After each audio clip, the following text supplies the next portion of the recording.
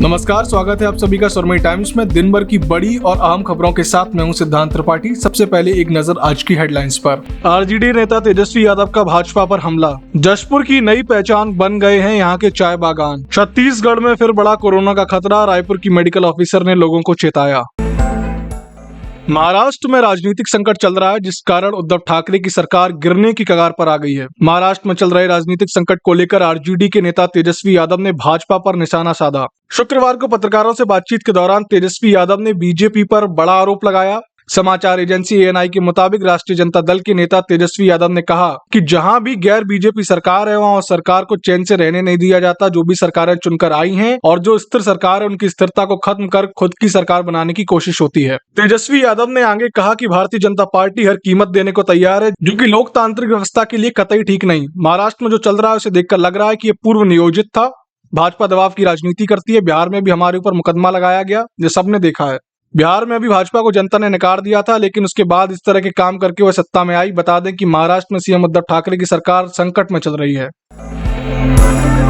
छत्तीसगढ़ के जशपुर जिले की पहचान यहाँ की विशिष्ट आदिवासी संस्कृति, प्राकृतिक पठारों एवं नदियों की सुंदरता तथा ऐतिहासिक रियासत से तो है ही, लेकिन पिछले 3.5 वर्षों से जशपुर की पहचान में एक नया नाम जुड़ गया है और ये पहचान अब देशव्यापी हो चुकी है। अभी तक चाय की खेती के लिए लोग आसाम या दार्जिलिंग का ही नाम लेते रहे, लेकिन जशपुर में भी चाय की खेती होने लगी है, जो पर्यटकों को भी अपनी तरफ आकर्षित कर रही है। हम जानते हैं कि पर्वतीय एवं ठंडे इलाकों में ही चाय की खेती हो पाती है और छत्तीसगढ़ का जशपुर जिला भी ऐसे ही भौगोलिक संरचना पर स्थित है। पठारी क्षेत्र होने व लेटेराइट मिट्टी का प्रभाव होने की वजह से जशपुर में चाय की खेती के लिए अनुकूल वातावरण है।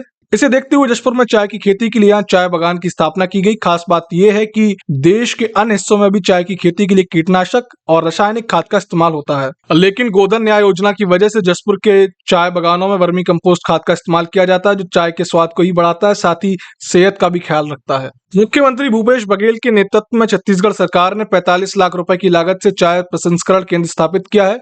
यहाँ पर उत्पादन कार्य भी प्रारंभ कर दिया गया है और इस प्रसंस्करण केंद्र से सामान्य चाय एवं ग्रीन टी तैयार किया जा रहा है।